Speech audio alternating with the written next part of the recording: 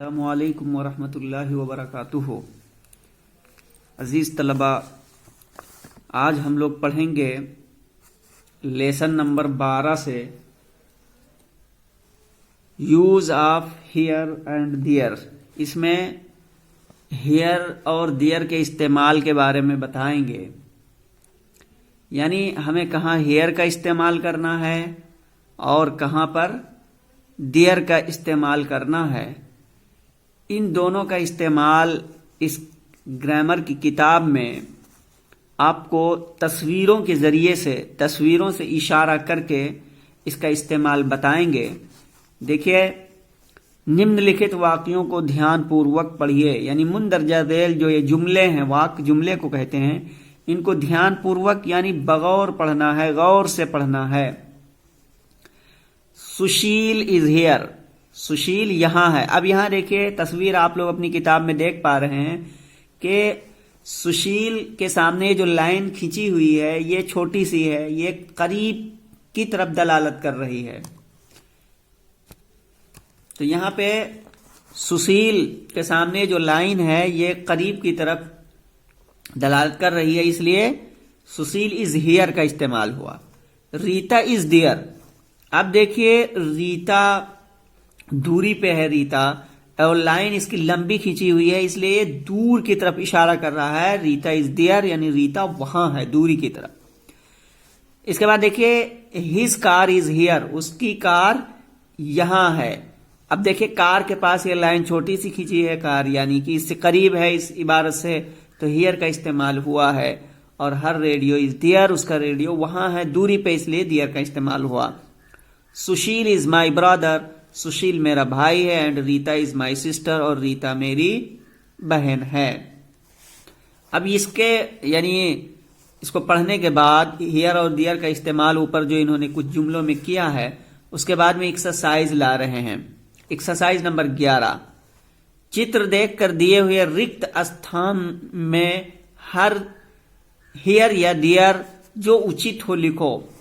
यानी कह रहे हैं, चित्र देखकर, ये तस्वीरें जो बनी हुई हैं इनको देखिए और उसके सामने ये जो लाइन खींची हुई है उसी के एतबार, उसी लाइन पर क्या करना है, उचित हो लिखो, यानी हियर और दियर जो मुनासिब हो उसको लिखो।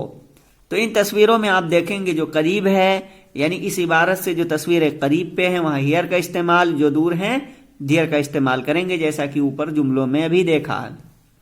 तो दिस बुक इज हियर, ये किताब यहां है, चूंकि ये करीब है इस इबारत से। दैट पेंसिल इज देयर, वो पेंसिल वहां है, दूर है पेंसिल, इसलिए दैट का इस्तेमाल हुआ। दिस कप इज हियर, ये कप यहां है। दैट बॉल इज देयर, वो गेंद वहां है। दीज एग्स आर हियर, ये अंडे यहां हैं। दोज कैट्स आर देयर, वे बिल्लियां वहां हैं।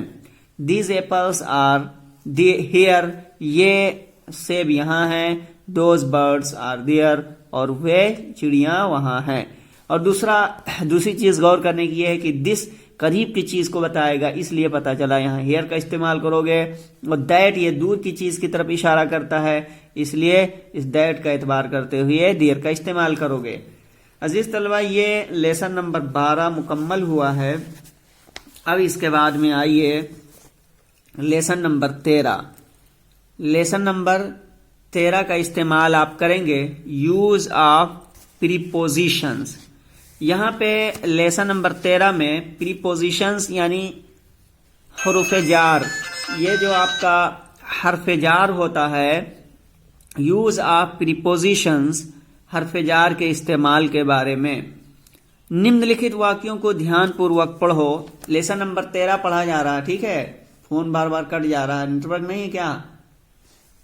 देखिए, लेसन नंबर 13 चल रहा है। यूज ऑफ प्रीपोजिशंस यानी प्रीपोजिशन का इस्तेमाल। निम्नलिखित वाक्यों को ध्यानपूर्वक पढ़ो। इन तथा आन, यानी इन या और आन का इस्तेमाल दो का पहले बता रहे हैं। कहां पे हमें इन का इस्तेमाल करेंगे, कहां आन का। ये प्रीपोजिशंस का इस्तेमाल बहुत अहम और बहुत जरूरी है, इसको गौर से देखें। इसमें अक्सर तालिबे इल्म बहुत गलती करते हैं। इन आन, देखिए सबसे पहले हम यहाँ नियम, इसका कायदा देख लेते हैं। यहाँ देखिए, नियम, इन का प्रयोग उस समय करो जब कोई वस्तु किसी दूसरी वस्तु के भीतर हो। वस्तु कहते हैं चीज को, हिंदी में प्रयोग करना यानी इस्तेमाल करना, नियम यानी कायदा। तो इन का कायदा, इन का इस्तेमाल, प्रयोग यानी इस्तेमाल उस समय करो, उस वक्त करो जब कोई वस्तु यानी जब कोई चीज किसी दूसरी वस्तु यानी किसी दूसरी चीज के भीतर यानी अंदर हो, तो उस वक्त इन का इस्तेमाल करते हैं। तथा और आन का इस्तेमाल यानी प्रयोग उस समय करो, उस वक्त करो जब कोई वस्तु यानी जब कोई चीज किसी दूसरी वस्तु के ऊपर हो, किसी दूसरी चीज के ऊपर हो। तो पता ये चला कि जब कोई चीज किसी चीज के अंदर हो तो वहां हम इन का इस्तेमाल करेंगे, और जब कोई चीज किसी चीज के ऊपर हो तो वहां ऑन का इस्तेमाल करेंगे। अब यहां ये मिसालें देखिए। A pen is in the ink pot, a pen is in the ink pot. Number 1 देखिए, a pen is in the ink pot. अब देखिए ये कलम दवात के अंदर है, तो यहां पे इन का इस्तेमाल हुआ है कि एक कलम दवात में है। A book is in the bag, एक किताब बैग में है। अब यहां इन का, चूंकि किताब बैग के अंदर है इसलिए यहां इन लेकर आए हैं। अब यहां देखिए, a bird is on the tree. अब चिड़िया चूंकि पेड़ के ऊपर बैठी हुई है, पेड़ में नहीं बैठी हुई है, इसलिए यहां ऑन का इस्तेमाल किया है। इसी तरीके से अ ball is on the table. यहां गेंद आप देख रहे हैं, जो टेबल है, मेज है, उसके ऊपर है, तो अ ball is on the table. यहां देखिए फिर एक्सरसाइज नंबर 12 देखिए, चित्र देखकर निम्नलिखित वाक्यों को इन या ऑन लिखकर पूरा करो। देखिए, द मैप इज। अब यहां चूंकि दीवार है, तस्वीर दीवार के ऊपर है, इसलिए यहां ऑन मुनासिब होगा, तो the map is on the wall, यानी नक्शा दीवार पर है। ठीक है। The snake is.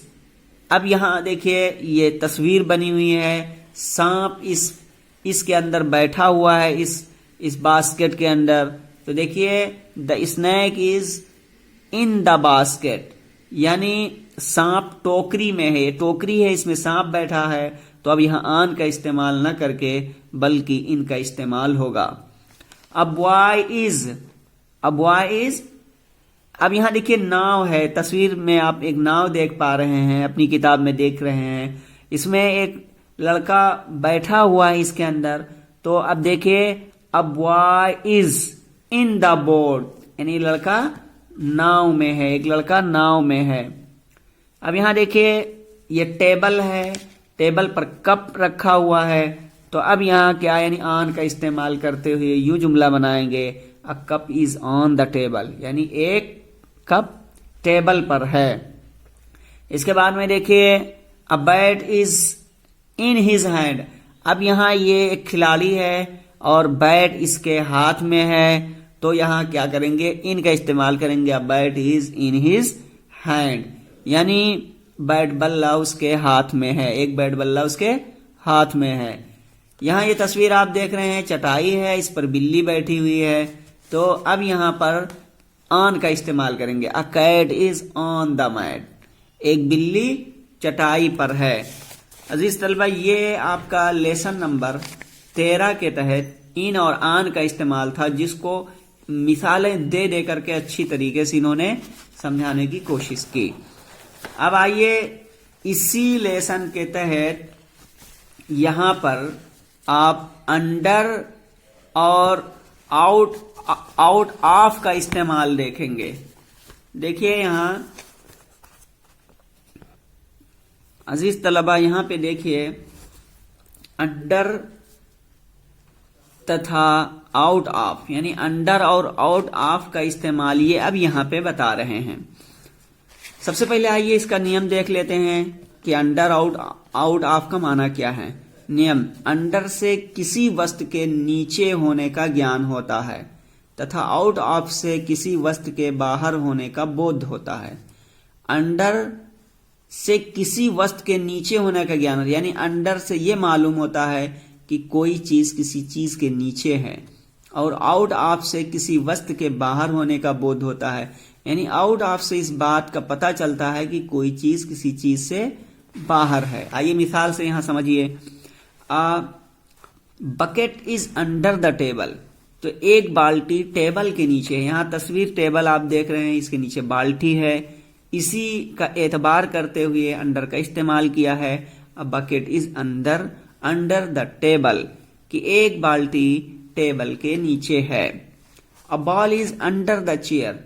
अब यहाँ कुर्सी आप देख पा रहे हैं, उसके नीचे गेंद है, इसलिए अंडर का इस्तेमाल करके इन्होंने यूं जुमला बनाया, a ball is under the chair, कि एक गेंद कुर्सी के नीचे है।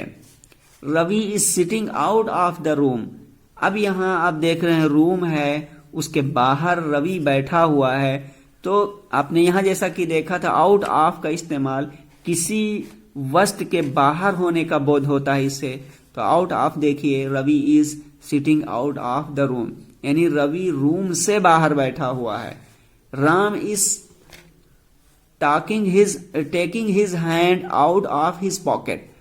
अब यहाँ देखिए राम है, ये अपना हाथ पॉकेट से बाहर किए हुए है। तो राम अपना हाथ पॉकेट से बाहर किए हुए है, टेकिंग लिए हुए है, किए हुए है।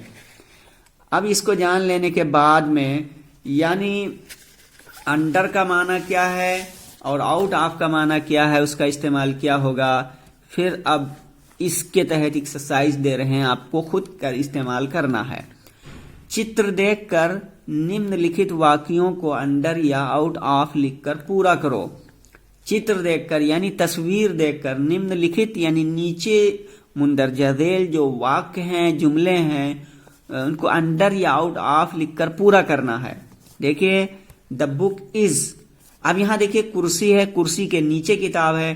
तो आपने ऊपर कायदा पढ़ा है, जब कोई चीज किसी चीज के नीचे हो तो अंडर का इस्तेमाल होगा। तो the book is under the chair, यानी किताब कुर्सी के नीचे है। गीता, अब यहां गीता देखिए, ये बैठी हुई है गीता, और क्या है, ये अपनी किताब बैग से बाहर लिए हुई है। तो अब क्या करेंगे, Gita is taking her book out of her bag, यानी गीता अपनी किताब अपनी बैग से बाहर लिए हुई है, किए हुई है या लिए हुई है। द बैट इज, अब यहां देखिए बैट है, बैट बल्ला, ये स्टूल के नीचे है। तो अब ये अंडर का इस्तेमाल यहां होगा, the bat is under the stool, यानी बैट बल्ला स्टूल के नीचे है। यहां ये तस्वीर देखिए, ये स्कूल है, ये क्या है, घर है, और उससे बाहर सीता है, घर से बाहर है। तो अब यहां आउट ऑफ करेंगे, यानी Sita is coming out of her house, Sita अपने घर से बाहर आ रही है। Ravi is sitting a tree, अब देखिए ये पेड़ बना हुआ है, इसके नीचे रवि बैठा हुआ है। तो Ravi is sitting under a tree, Ravi एक पेड़ के नीचे बैठा हुआ है। अजीज तलबा, यानी प्रीपोजिशन में आपने इन और आन का इस्तेमाल देखा, फिर उसी प्रीपोजिशंस में से अंडर और आउट ऑफ का इस्तेमाल देखा। अब इसके बाद में टू और फ्रॉम का इस्तेमाल देखिए, यानी हम कहाँ पे टू का इस्तेमाल करेंगे और कहाँ पे फ्रॉम का इस्तेमाल। आइए इसके इस्तेमाल जानने से पहले हम इसका माना जानते हैं, यानी ये इसका क्या माना होता है। देखिए टू का प्रयोग यानी इस्तेमाल क्या है, टू का प्रयोग दिशा की ओर जाना बताने के लिए होता है, यानी किसी समत की तरफ, किसी तरफ जाने को बताने के लिए टू का इस्तेमाल होता है। और फ्रॉम का किसी दिशा से आने के लिए, तो टू किसी की तरफ जाने के लिए और फ्रॉम किसी तरफ से आने के लिए इस्तेमाल होता है। टू का प्रयोग दिशा की ओर जाना, यानी टू का इस्तेमाल समत की तरफ जाना बताने के लिए होता है, तथा फ्रॉम का प्रयोग यानी फ्रॉम का इस्तेमाल दिशा से यानी समत से आने को बताने के लिए किया जाता है। अब इनका दोनों का नियम जानने के बाद आइए अब मिसाल को देखिए और समझिए। देखिए टू तथा फ्रॉम, टू का अभी आपने नियम पढ़ा, किसी की ओर जाने के लिए, और फ्रॉम किसी ओर से आने के लिए। देखिए a boy is going to the market, अब देखिए ये लड़का है, ये बाजार है, मार्केट ये बाजार की तरफ जा रहा है, बाजार की समत जा रहा है, तो इसलिए टू का इस्तेमाल किया है। A boy is going to the market, कि लड़का बाजार जा रहा है, यानी बाजार की जानिब जा रहा है। Kiran is going to the well, Kiran कुएं की तरफ जा रही है, कुएं की समत जा रही है। ठीक है, इसके बाद में देखिए अब फ्रॉम के बारे में बता रहे हैं। अब boy is coming from the school, यानी लड़का स्कूल से आ रहा है। देखिए ये कॉलेज है, विद्यालय है, स्कूल है, उसकी तरफ यानी स्कूल की तरफ से घर वगैरह आ रहा होगा, वही कहा अब boy is coming from the school, लड़का स्कूल से आ रहा है। Radha is coming from the temple, अब ये मंदिर है, राधा पूजने गई थी, पूजा करने गई थी, अब वहां से वापस आ रही पूजा करके, तो कहा Radha is coming from the temple, यानी राधा मंदिर से आ रही है। यहां इस बता ही दिया था अभी। एक्सरसाइज नंबर 14 देखिए। अब ऊपर यानी टू और फ्रॉम का इस्तेमाल और नियम जान लेने के बाद चित्र देखकर निम्नलिखित वाक्यों को टू या फ्रॉम लिखकर पूरा करो। यानी ऊपर उन्होंने मिसालें दी, उसके इस्तेमाल का कायदा बताया। अब यहां पर एक्सरसाइज दे रहे हैं, अब आपको उसी की रोशनी में खुद यहां पर टू या फ्रॉम लिखना है। रवि इज गोइंग, अब यहां आप देखिए स्कूल है, ठीक है, अब ये स्कूल की तरफ जा रहा है, जानिब जा रहा है, तो Ravi is going to school, यानी यहां टू भरेंगे कि रवि स्कूल की तरफ जा रहा है, स्कूल जा रहा है। शी इज कमिंग, अब यहां देखिए ये सरकारी अस्पताल है, ठीक है, तो यहां से ये वो एक कोई लेडी हैं, वो आ रही हैं, की तरफ से आ रही हैं, यानी हॉस्पिटल से आ रही हैं, हॉस्पिटल की समत से आ रही हैं, तो यहां पे हम फ्रॉम का इस्तेमाल करेंगे। जैसे she is coming from the hospital, वो हॉस्पिटल से यानी कि अस्पताल से आ रही है। द काउ इज गोइंग, अभी देखिए ये गाय है, ये खेत जा रही चरने के लिए, यहां तस्वीर आप देख पा रहे हैं, तो the cow is going to the field, यानी गाय खेत को जा रही है। यहां देखिए ये लाइब्रेरी है, इसमें दो सहेलियां, दो लड़कियां हैं जो लाइब्रेरी से वापस आ रही किताब वगैरह पढ़कर। तो अब यहां पे हम फ्रॉम का इस्तेमाल करेंगे, जैसे they are coming from the library, वे लाइब्रेरी से आ रही हैं। अजीज तलबा, तो टू सबसे पहले आपने इन ऑन का इस्तेमाल देखा, फिर अंडर का और अंडर का देखा इस्तेमाल, आउट ऑफ का देखा, फिर टू और फ्रॉम का इस्तेमाल देखा। अब प्रीपोजिशन बिहाइंड या बिहाइंड और बिटवीन का इस्तेमाल यहां देखिए। जैसे सबसे पहले आइए इसको देखते हैं, बिहाइंड या बिहाइंड और बिटवीन, इसके माना क्या होते हैं। देखिए बिहाइंड का प्रयोग उस समय होता है, यानी बिहाइंड का इस्तेमाल उस वक्त होता है जब कोई वस्तु या प्राणी यानी चीज किसी वस्तु या प्राणी के पीछे होता है, यानी जब कोई चीज या शख्स किसी चीज के पीछे होता है तो बिहाइंड का इस्तेमाल होता है। बिटवीन का इस्तेमाल उस वक्त होता है, बिटवीन का प्रयोग किसी वस्तु या प्राणी को दो वस्तुओं के बीच में बताने के लिए होता है, यानी बिटवीन बताता है जब कोई चीज किसी दो चीज के बीच में हो। जैसे यहां देख रहे हैं ये आदमी टेबल के बीच में है और पीछे दीवार है, तो यहाँ पे बिटवीन का आया है, ठीक है। और यहाँ पे आप देख रहे हैं कुर्सी है और ये बैट बल्ला है, इसके बीच में गेंद है, तो बिटवीन का इस्तेमाल बताया है।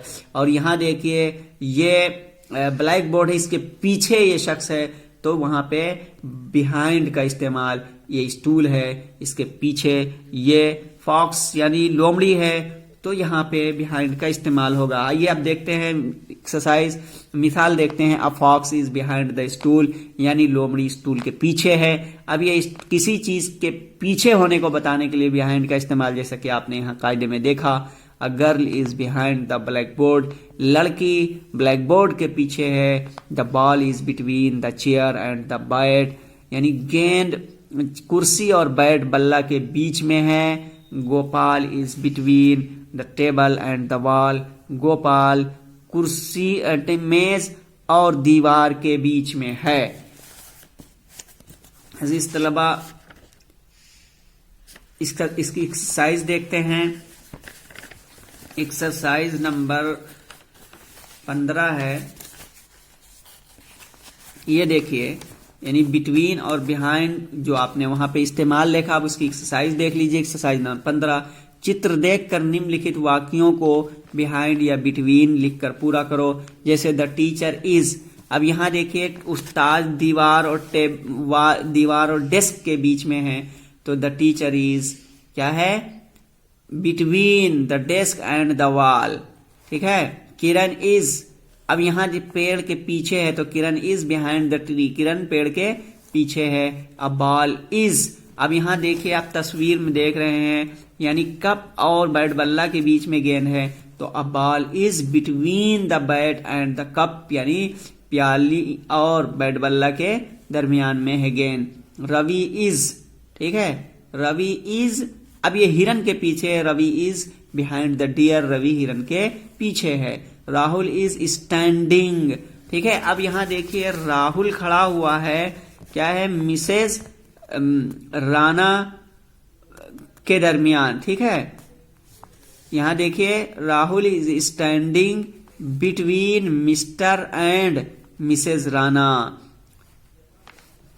कि राहुल मिस्टर और मिसेज राणा के दरमियान में खड़ा हुआ है। तो अजीज तलबा, ये आपने इस्तेमाल देखा बिहाइंड और बिटवीन का, ये प्रीपोजिशंस थे जिनको जानना बहुत जरूरी था। अब कल हम पढ़ेंगे लेसन नंबर 14 से। आज के लिए बस इतना ही, फिर मिलेंगे कल आपको अगली वीडियो में। अस्सलामु अलैकुम वरहमतुल्लाहि वबरकातुहू।